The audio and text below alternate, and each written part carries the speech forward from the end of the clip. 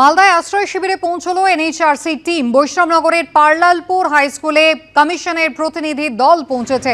জাতীয় মানবাধিকার কমিশন তারা রওনা দিয়েছিলেন এবং মালদায় যে আশ্রয় শিবির রয়েছে বৈষ্ণবনগরে পার্লালপুর হাই স্কুল, সেখানে ইতিমধ্যে পৌঁছেছে প্রতিনিধি দল। ঘরছাড়াদের সঙ্গে দেখা করতে মালদায় জাতীয় মানবাধিকার কমিশন। হাওড়া থেকে তারা বন্দে ভারত এক্সপ্রেসে রওনা দিয়েছিলেন। শিবাশিস মৌলিক রয়েছেন আমাদের সঙ্গে। শিবাশিস, ইতিমধ্যেই জাতীয় মানবাধিকার কমিশনের প্রতিনিধিরা তারা পৌঁছে গিয়েছেন পার্লালপুর স্কুলে।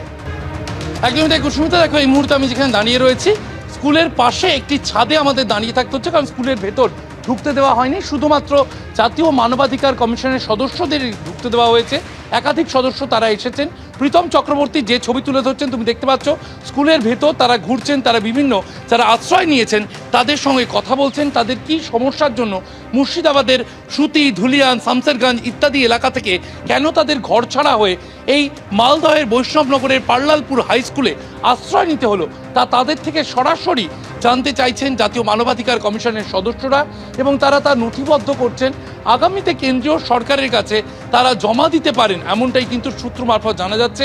তারা একটু আগেই এখানে এসে পৌঁছেছেন, 12:05 নাগাদ তারা এখানে এসে পৌঁছেছেন, এবং তারপর আমরা যে ছবি দেখতে পাচ্ছি তারা আপাতত ভিতরে গিয়েছেন। ভিতরে যারা আশ্রয় নিয়েছেন গত কয়েকদিন ধরে, এই স্কুলই যাদের থাকার জায়গা, যাদের ভরসা, কারণ কারো বাড়ি পুড়িয়ে দেওয়ার অভিযোগ রয়েছে, কারো বাড়িতে লুট করা এবং ভাঙচুরের অভিযোগ রয়েছে।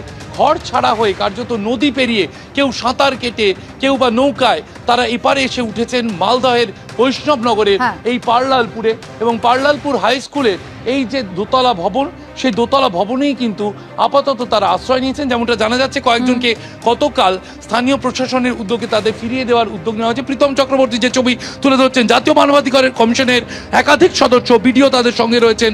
আমরা দেখতে পাচ্ছি তারা এগিয়ে যাচ্ছেন, এবং যে ছবি দেখা যাচ্ছে তাতে তারা কিন্তু কথা বলছেন আপাতত ভিতরে যারা আশ্রয় নিচ্ছেন তাদের সাথে। যে কথা বলছেন স্থানীয় প্রশাসনের একেবারে শিবাশিস, এই খবরে অবশ্যই আমাদের নজর থাকবে। ধন্যবাদ। বঙ্গ রাজনীতিতে একেবারে তোলপাড় পড়ে গিয়েছে। বিয়ে করছেন দিলীপ ঘোষ। ছাদনাতলায় দিলীপ ঘোষ। বিজেপি মহিলা মোর্চার দক্ষিণ কলকাতার নেত্রী রিঙ্কু মজুমদার হলেন পাত্রী। দিলীপ ঘোষের বাড়ির ভিতরের ছবি দেখতে পাচ্ছেন, তার মা উপস্থিত রয়েছেন। বিজেপির রাজ্য সভাপতি তিনি পৌঁছে গিয়েছেন, রয়েছেন লকেট চট্টোপাধ্যায়। বিজেপির দীর্ঘদিনের কর্মী সমর্থক যারা রয়েছেন, যারা একেবারে দিলীপ ঘোষের সহকর্মী, তারা পৌঁছে গিয়েছেন আজকে দিলীপ ঘোষের বাড়িতে। যদিও দিলীপ ঘোষ কিন্তু জানিয়েছেন যে আমন্ত্রণ বা নিমন্ত্রণ কিন্তু তিনি করেননি, কিন্তু একেবারে সহকর্মীরা জ্যোতির্ময় সিং মাহাতো পৌঁছে গিয়েছেন হাতে উপহার।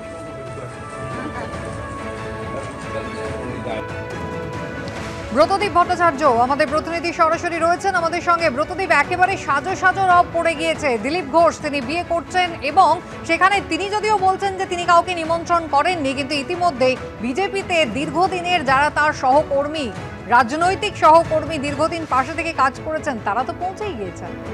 একেবারেই তারা প্রত্যেকেই সকাল হতে চলে এসেছেন এবং শুভেচ্ছা বিনিময় করতেই মূলত এসেছেন।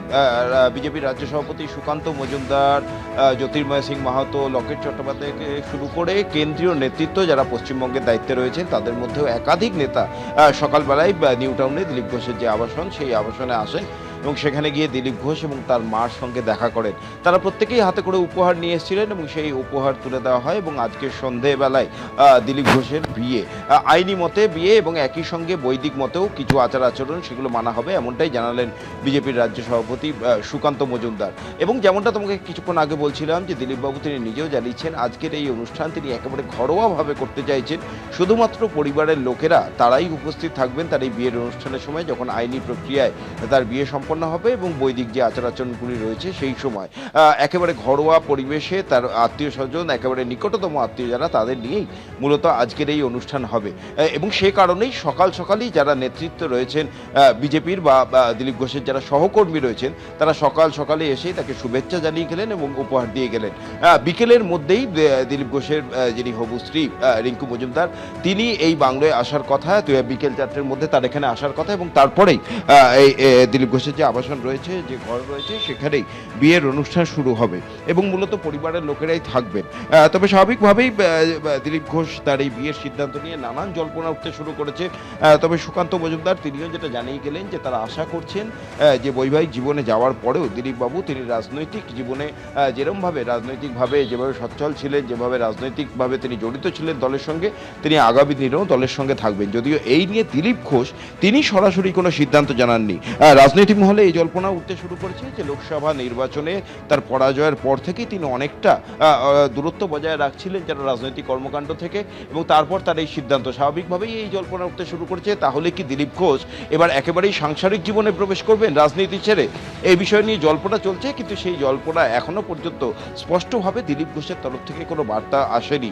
যদিও দলীয় স্তরে যেটা রাজ্য সভাপতি তিনি জানালেন তারা চাইছেন দিলীপবাবু রাজনীতিতেই থাক। এখন দিলীপবাবু এরপরে কি সিদ্ধান্ত নেন সেটা তিনি বিয়ের পরেই সংবাদ মাধ্যমের সামনে এসে জনসমক্ষে জানাবেন, এমনটাই তিনি বলছেন। তবে আজকে এই যে আয়োজন দেখতেই পাচ্ছ, কোনো জাঁক জমক নেই, একেবারে খুব সাদামাটাভাবে ঘরোয়াভাবেই সেই বিয়ের আয়োজন হচ্ছে। বিজেপির মহিলা মোর্চার নেত্রী রিঙ্কু মজুমদার, তার সঙ্গে বিবাহ বন্ধনে আবদ্ধ হবেন দিলীপ ঘোষ, এবং আজকে সন্ধ্যেবেলায় সেই বিয়ের অনুষ্ঠান প্রথমে আইনি মতে এবং তারপর বৈদিক মতে বেশ কিছু আচার আচরণ মেনে তার সেই বিয়ের অনুষ্ঠান সম্পন্ন হবে। ইতিমধ্যেই যারা এসছেন তারা শুভেচ্ছা বিনিময় করে গিয়েছেন, উপহার দিয়ে গেছেন। আরও বেশ কিছু বিজেপি নেতৃত্ব তাদেরও আসার কথা রয়েছে। একেবারে ব্রতদীপ, আবারও তোমার কাছে ফিরবো।